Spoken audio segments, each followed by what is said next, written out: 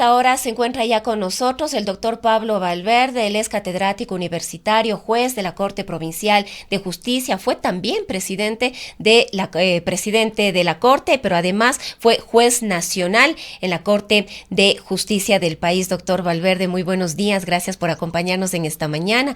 Pues sería importante iniciar este diálogo con las lecturas que ha podido hacer usted respecto de cómo se ha venido desarrollando este nuevo concurso para jueces y conjueces titulares de la Corte Nacional. No ha estado exento de una serie de tropiezos hasta llegar a este punto en el que incluso se llega a hablar de actos de corrupción en algunos procesos que se han desarrollado. Sus comentarios, bienvenido.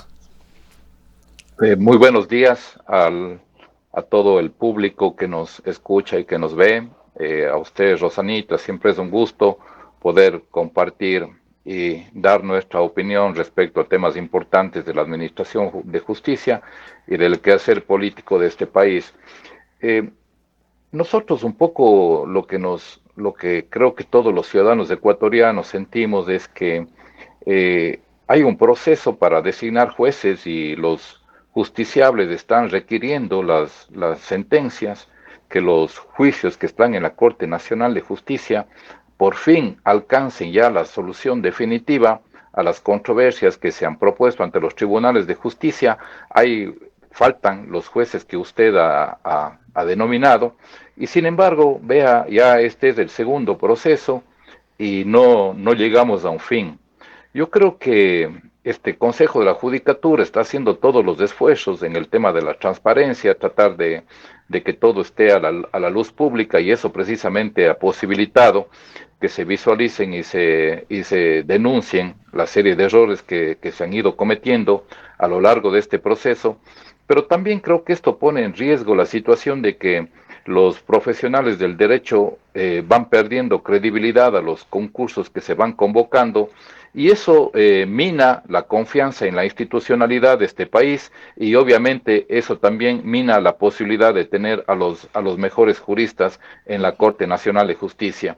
Pero yo sí creo que le falta al Consejo de la Judicatura actual poner en conocimiento de la ciudadanía en qué consistía, por ejemplo, esta prueba de confianza. A mí me parece que hay una serie, de alguna forma los ciudadanos conocemos qué pasó con la empresa que hizo la prueba de confianza, que ellos se sienten defraudados, los vocales del Consejo, engañados, pero en definitiva también creo que es importante saber qué se busca con esta prueba de confianza y si es que esta tiene o no tiene un aval científico. Es decir, cuáles son los estándares internacionales para promover esta prueba de confianza, de tal manera que esto asegure que efectivamente es una prueba que va a posibilitar contar con los mejores, o definitivamente es una prueba que de alguna forma lo que se busca es que gente quede en el camino, pero no hay una explicación científica del por qué se tiene que quedar. Yo creo que esto también es relevante. Y me parece, desde mi opinión, creo que está bien que se haya retrotraído el proceso a la prueba de confianza, porque esto es lo que objetivamente tenemos. Ha habido un fraude por parte de la empresa que gestionó y actuó esta prueba. Pero de ahí, de otras cosas, mientras no existan cosas fehacientes de que efectivamente ha ocurrido otro tipo de situaciones, creo que los que postularon, los que han hecho todo su mejor esfuerzo, se han preparado, han estudiado, han dado las pruebas, la prueba teórica hasta este momento, creo que deben continuar, porque de lo contrario también, como le decía, esto mina la credibilidad en los concursos que se convocan. Y un poco ya tenemos la prueba. No es que todo el mundo, y esto quiero ser enfático, lo he dicho en este medio, no es que todos los abogados les interesa ser jueces. Para ser juez hay que tener una convicción, hay que trazar un plan de vida, hay que tener, como digo, una convicción de servicio público, estar dispuesto a sacrificar muchas horas de la vida familiar, porque requiere un contingente permanente para precisamente poder despachar las causas dentro de los tiempos que establece la ley. Entonces, a veces la gente creería que todo el mundo querría ser juez, y no es así. La cantidad de postulantes que se presentan creo que es una clara muestra de que no todo el mundo aspira a llegar a esos cargos. Ahora, doctor Valverde, lo que usted manifiesta es importante que se transparente cómo se está llevando a cabo este proceso. Recordamos en algún diálogo anterior, en otros procesos anteriores con usted, se cuestionaba, por ejemplo, las pruebas psicológicas que podrían llegar a ser muy subjetivas en su momento. Quizá estas pruebas de confianza podrían también tener ciertos elementos que le otorguen demasiada subjetividad. En realidad no se ha detallado en qué consiste, qué se está midiendo, cómo se está haciendo, además con una empresa que en definitiva no habría tenido las competencias ni la experiencia para realizar un examen de esta naturaleza. Y esto realmente lleva a que los participantes, las participantes, pero sobre todo los y las ciudadanas, sigamos perdiendo quizá esa poquita confianza que queda en la justicia, porque esto nos lleva a decir, bueno, si esto es subjetivo, es fácilmente manipulable, y a la final ahí están los grupos políticos, los grupos de interés que lo que quieren es tomarse la corte. Exactamente. Yo creo que en este afán de llevar un proceso transparente, me parece que aquí es tremendamente relevante que el Consejo de la Judicatura nos diga en qué consiste esta prueba, sobre todo cuál es el aval científico, cuáles son los estándares internacionales que nos lleven a concluir a todos los ecuatorianos de que es una prueba necesaria y de que obviamente va a aportar de que continúen en el proceso los ciudadanos que están preparados para efectivamente asumir tan altas responsabilidades. Nosotros yo creo que todo ciudadano tiene el derecho de que cuando, por ejemplo, usted va y se somete a una prueba, le den la información necesaria para que usted sepa a qué se va a sujetar. Es decir, cuáles son los estándares que se van a medir, por qué estos estándares han sido consensuados por la ciencia y a nivel internacional como factores relevantes para efectivamente hacer una especie de filtro para que se queden los mejores hombres y mujeres que estén aspirando a ese cargo. Pero si a usted le sientan en un computador y le dicen, usted responda una serie de preguntas porque esta es, entre comillas, la prueba de confianza, o sea, usted se va en cero. Y a mí me parece que eso no está bien, porque tiene que haber la información anterior y obviamente toda la garantía de que efectivamente esa está hecho bajo los mejores estándares internacionales para precisamente evitar lo que usted dice. Es decir, que a través de esa prueba se puedan lograr otros fines que precisamente es que los mejores no lleguen a la Corte Nacional de Justicia. Creo que eso es, como digo, relevante. La ciudadanía debemos exigir de nuestra parte. Y aquí me parece que un poco los ciudadanos a veces nos quedamos un poco en el statu quo y no exigimos los colegios de abogados. Por ejemplo, la academia debería hacer unos pronunciamientos para que aportar aportar a todos nos interesa que a la administración de justicia lleguen los mejores hombres y mujeres con mayor énfasis los colegios de abogados, la academia. Entonces deberíamos también hacer ahí una especie de seguimiento y yo creo que una exigencia para que también se diga y desde la academia, desde los colegios de abogados, aportar y decir si es que efectivamente eso está en las mejores condiciones de lo que se podría producir.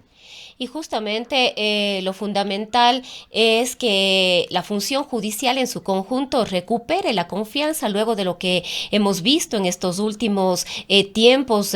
Pongamos como ejemplo el caso de la Corte de Justicia de El Guayas, varios jueces involucrados en una gran cantidad de irregularidades, y esto nos lleva justamente a repensar cuáles son los límites de intervención del Ejecutivo, del legislativo y de otras instancias dentro de la función judicial. Y ahora quizás un elemento que se ha sumado muchísimo más grave, o que ha llegado a agravar la situación, que es la incursión del narcotráfico. Exactamente. Yo creo que ahora es tremendamente relevante por lo que vivimos, por lo que hemos vivido y seguimos viviendo en la administración de justicia todo el tiempo, denuncias, de alguna forma todas las semanas estamos atentos a ver dónde se hace intervenciones fiscales para ver dónde se descubre otros hechos ilícitos y con los hechos ilícitos indudablemente cuestionar las sentencias que se han dictado en diferentes procesos porque esos jueces y juezas que dictaron esas decisiones fueron cooptados por el narcotráfico y favorecieron a través de una sentencia protervos intereses de las personas que están involucradas. De alguna forma, ¿no? Yo considero de que el Consejo de la Judicatura ha sido terminante con la conducta irregular de los jueces a quienes se ha denunciado penalmente. Pero tenemos que estar también atentos a todo lo que se va descubriendo en las investigaciones fiscales y eso, por ejemplo, ese debería ser el factor de decir, a ver, el narcotráfico, la corrupción está en la administración de justicia y en todas las instituciones públicas de este país, instituciones públicas y privadas. Entonces, ahora yo tengo que tomar las mejores precauciones, porque si yo quiero designar jueces, que lo van a hacer ahora en la Corte Nacional, pero luego también, porque hay una carencia de jueces de Corte Provincial y de primer nivel, tengo que hacerme asesorar de cómo yo puedo poner los mejores filtros para que efectivamente no llegue gente que pueda tener, que pueda estar involucrado en estos actos ilícitos. Ahora, Y doctor yo creo que, a Valverde, ver, usted analiza la hoja de vida, analiza los antecedentes que tiene esta persona, analiza cuál ha sido su vida de ejercicio profesional, pero ahí tiene este rato objetivamente lo que ha sido esta persona, ¿no es cierto? Pero también a través de estas pruebas de confianza, entre comillas, lo que se procuraría precisamente es crear un filtro para tener un mayor convencimiento sin que eso asegure 100% que usted está designando a una persona que efectivamente va a cumplir el rol que le corresponde y bajo los parámetros de la ética, de la transparencia y podría equivocarse. Recuerde usted, Rosanita, a veces el país tiene poca memoria, que ya antes ha habido actos de corrupción en el máximo Tribunal de Justicia Ordinaria, donde que incluso se denunció la venta de sentencias, hace muchos años. Es decir, los actos de corrupción ahora están a la luz del día, no es que es un tema de ahora. Entonces tenemos que asegurarnos de ver cómo no la institución puede asegurar, como digo, de mejor forma que lleguen los profesionales que tienen esa convicción y que van a ejecutar un buen trabajo en beneficio de la justicia y de la ciudadanía para que, conduciendo lo que usted efectivamente dice, de alguna forma recuperar esos niveles de credibilidad que debe tener la administración de justicia, pero en eso sí insisto, todas las instituciones públicas de este país, porque no solo es la administración de justicia, si usted ve en los procesos quienes están contaminados, abogados, fiscalía, SNAI, la policía, las ministerios, Fuerzas Armadas, exactamente. exasambleístas. Sí, o sea, la política que sigue metiendo las manos en la administración de justicia para, a través de esas presiones que puedan ejercer, conseguir sentencias que viren lo que dice la ley y lo que debe y lo que dice la realidad de ese proceso. Entonces, nosotros tenemos que tener el convencimiento de que el rato que usted designa a un juez o a una jueza, esa persona es incólume y jamás va a torcer la voluntad de la ley y lo que consta en el proceso y efectivamente yo creo que en eso también el Azuay es de alguna forma es un distrito que ha dado muestras de que aquí no hay actos de corrupción en ese sentido. Ahora, doctor Valverde, en esta semana dialogábamos con Iván Saquicela aquí en este espacio del noticiario Antena 1. Él fue presidente de la Corte Nacional de Justicia, ha sido juez por varios años. Él hablaba de un paso en la Corte de 18 años. Hoy ha dejado esa etapa de su vida atrás para presentarse como precandidato a la presidencia de la República. Pero él afirmaba de esta experiencia que el agravamiento de la narcodelincuencia, la violencia y la corrupción aquí en el país tiene fundamentalmente dos causas. Una de ellas prácticamente dijo que la norma jurídica facilitaba que esto ocurra, quizás una constitución demasiado garantista y que por eso se necesitaba una serie de reformas. Y lo otro, la estructura, en este caso se refirió al Consejo de Participación Ciudadana y Control Social y al Consejo de la Judicatura, diciendo que estas dos instancias debían simplemente desaparecer porque tienen un grado alto de responsabilidad en estos hechos de corrupción y esta desinstitucionalización que se ha venido dando en la función judicial. Incluso él proponía como precandidato a la presidencia de la República avanzar en una constituyente que permita hacer estos cambios. ¿Usted considera que efectivamente tenemos quizás una constitución o unas leyes demasiado garantistas, que se ha facilitado que la narcodelincuencia pueda operar con mayor facilidad acá y que incluso estas entidades como el Consejo de la Judicatura y el Consejo de Participación han facilitado o han sido el camino para la corrupción? Yo no creo. Vea usted, por ejemplo, la aplicación de la ley está en manos de los jueces y juezas. ¿Por qué en otros distritos no hay denuncias de un abuso de los temas de las garantías constitucionales y que éstas hayan beneficiado a delincuentes? Me parece que desde ahí tenemos que partir. Yo creo que hay que hacer unos ajustes, sí, pero la pregunta que nos tenemos que hacer los abogados y los ciudadanos es, oiga, si es que usted no tiene las garantías, ¿de qué sirven los derechos? Si las garantías precisamente son el vínculo, el vehículo para poder efectivizar la materialización de la vigencia del derecho cuando éste ha sido vulnerado. Entonces, a mí me parece que, como digo, podríamos iniciar todo un debate nacional para hacer algunos ajustes. Lo que yo he propuesto, por ejemplo, las acciones constitucionales no se tiene que buscar un juez de bolsillo, tiene que proponerse únicamente en el lugar donde se originó el acto y punto final. Eso, por ejemplo, creo que ayuda a ajustar para que usted no vaya a buscar dentro de los 221 cantones de este país cuál es el juez al que yo le puedo corromper para que dicte una sentencia favorable a los intereses que yo estoy queriendo. Esos ajustes sí, pero lo otro también ya significa desfigurar, a mi modo de ver, ¿no?, estas garantías que están precisamente para tutelar los derechos de los ciudadanos. Porque uno se tiene que preguntar y decir, si es que yo salgo de mi casa y viene un aparato estatal o una persona particular y me mete en un vehículo y me desaparece, ¿qué garantía tengo yo si es que empezamos a terminar las garantías que yo tenemos? Si es que usted tiene una casa, viene el municipio, le tumba y hace una obra sin haber seguido un procedimiento establecido en la Constitución y la ley llamado expropiación, ¿qué derechos, cómo usted invoca, cómo comparece ante el órgano de administración de justicia y hace que ese derecho que le ha sido violentado esté garantizado?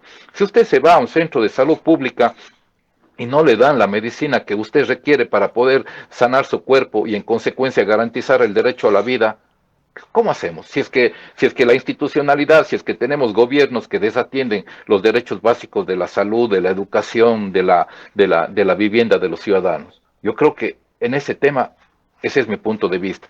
Y en lo otro, en el Consejo de Participación Ciudadana, indudablemente. O sea, yo creo que ahí la opinión ya del pueblo ecuatoriano es definitivamente tenemos que discutir de que si definitivamente ese órgano desaparece. Y en el Consejo de la Judicatura, vea, es que el tema es, las instituciones las hacemos los hombres y las mujeres, y con nuestro accionar las desfiguramos. ¿Cómo nació el Consejo de la Judicatura? Antes los jueces estaban preocupados de todo. Es decir, usted estaba dedicado a la administración de justicia, estaba resolviendo un caso importante, porque todos los casos son importantes, y sin embargo le llamaban a una convocatoria porque usted tenía que resolver, hay que comprar los focos porque se han dañado, hay que comprar la computadora porque ya no funciona. Entonces el Consejo de la Judicatura, la raíz, la razón de ser es eso, el órgano administrativo de la función judicial, es decir, de proveer todos los recursos materiales, humanos, necesarios para que los jueces se dediquen a tiempo completo a administrar justicia, que es para lo que el Estado nos paga, y efectivamente las causas tengan una solución pronta y eficaz dentro de los tiempos establecidos. Ese es el deber ser del Consejo de la Judicatura. Ahora, si yo llego al Consejo de la Judicatura y empiezo a llamarle al juez, valiéndome de mi condición de vocal del Consejo, y le empiezo a decir, hey juez, verás este proceso, este proceso deberías resolverlo así, porque de lo contrario yo podría iniciarte. Eso ya lo desfiguró el ciudadano que llegó allá, no es la ley. Y lastimosamente el juez que se deja retorcer su voluntad es porque él nunca tuvo la convicción y porque nunca debió llegar a ser juez. Ahí está una diferencia entre el ser y estar. Yo puedo estar como juez, pero no soy juez, porque efectivamente me presto para que mis decisiones estén maniatadas por otro tipo de intereses. Yo sí creo que hay que tener firmeza en que las garantías están precisamente para proteger los derechos de los ciudadanos. No descarto, como digo, la posibilidad de hacer unos ajustes para que efectivamente no haya un abuso. La Corte Constitucional está empeñada en eso, está dictando sentencias que son vinculantes, en los que de alguna forma va marcando cuál es el territorio dentro del cual se debe mover la garantía, para precisamente, se han visto obligados a hacer esto por todo lo que ha ocurrido, pero la situación es la que precisamente le da la garantía a los derechos. Un comentario personal, pero que también creo que es valioso para lo que estamos conversando. El sábado anterior, el tribunal en el que yo trabajo, tuvimos que asistir a nuestro lugar de trabajo por un habeas corpus. Hoy termina la entrevista, tengo que irme nuevamente a mi lugar de trabajo, hoy es sábado, por eso le decía, hay que tener convicción para ejercer este cargo, para estar dispuesto a sacrificar todos los tiempos. Tengo que irme de aquí a mi trabajo porque tenemos otra acción, otro habeas corpus que se interpuso. ¿Cuáles son las invocaciones ahí? De que hay una violentación de derechos en los centros y que uno tiene que vigilar el derecho a la salud de esa persona. Ahora, Me doctor, parece que eso ilustra de alguna forma lo que usted me dijo. y doctor Valverde, bueno, hablamos también de la Corte Constitucional, quizás esto ya para despedir la entrevista, está por seleccionarse a 3 nuevos jueces de la Corte Constitucional, se está constituyendo la comisión calificadora, el presidente de la República ha planteado 2 nombres, entre ellos el de Fernando Yávar Umpierres, y hago relación únicamente a este nombre porque ha sido el más cuestionado en estos días, y nuevamente se vuelve a los intereses políticos que podrían estar detrás. Se ha dicho de tomarse ahora nuevamente la Corte Constitucional. Yávar fue en el año 2011 parte del Consejo de la Judicatura de Transición. Se lo conocía como una persona vinculada con el sector de la Revolución Ciudadana, con el correísmo. ¿Cómo ve usted esta nueva renovación de la Corte Constitucional? Voy a hacer un comentario que el otro día en el pasillo mientras salíamos de una audiencia, un abogado dijo, yo de Yávar, dice, lo único que recuerdo es que era un muy buen basquetbolista, ¿no? Esto como un comentario porque efectivamente, como usted dice, el doctor fue parte del Consejo de la Judicatura de Transición. El presidente de la República tendrá sus razones para las que él considera que este profesional del derecho puede servir para este proceso de renovación de 3 jueces de la Corte Constitucional. A mí lo que me parece es que de parte de los entes que tienen que nominar para los candidatos a la Corte Constitucional, deberían hacer el esfuerzo de buscar hombres y mujeres que no les quite el sueño y que definitivamente no vayan a ser cuestionados por diferentes actuaciones anteriores y que más bien tengan un aval cuya actividad en el libre ejercicio profesional, en la academia, en el ámbito público o privado, avale que más bien ha sido una persona cuya trayectoria en el ejercicio de la profesión ha estado libre de críticas y que por lo tanto él va a aportar efectivamente a tratar de buscar los mejores candidatos a la Corte Constitucional. Desde ese punto de vista yo creo que deberíamos accionar así, ¿no es cierto? Deberíamos, pero lastimosamente lo que pensamos los ciudadanos no siempre ocurre. Ahora tenemos, por ejemplo, yo digo 16 binomios presidenciales y hagámonos la pregunta, ¿qué le distingue el uno del otro? Antes los abuelos, los padres votaban respecto al Partido Conservador y el Partido Liberal. Y usted tenía claramente las distinciones. ¿Qué pensaba el Partido Conservador del derecho a la salud, del derecho a la educación, del derecho al trabajo? Y seguramente identificaba al Partido Liberal como un partido progresista en el que las libertades eran mejor aseguradas y así. Entonces usted distinguía. Ahora yo la pregunta que nos debemos hacer, ¿distinguimos a los 16 binomios? Sabemos efectivamente cómo va a accionar ellos respecto al derecho a la salud, a la educación, a la vivienda, qué van a hacer respecto a los grupos vulnerables, cuál es su visión respecto a los derechos de la naturaleza. ¿Están de acuerdo ellos con lo que dijimos en la Constitución que hemos decidido, verá, hemos decidido los ecuatorianos construir un nuevo modo de convivencia con los derechos de la naturaleza? ¿Están de acuerdo?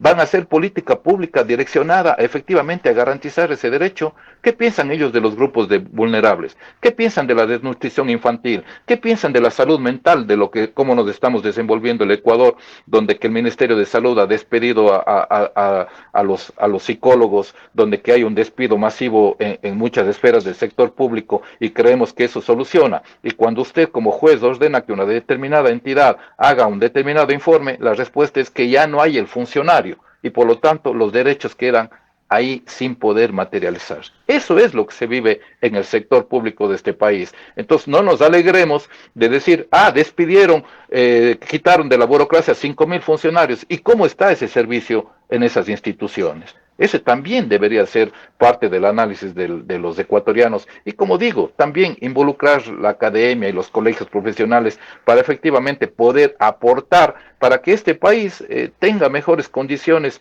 porque ya problemas tenemos todos los días, desde pensar si es que salimos de la casa o no salimos.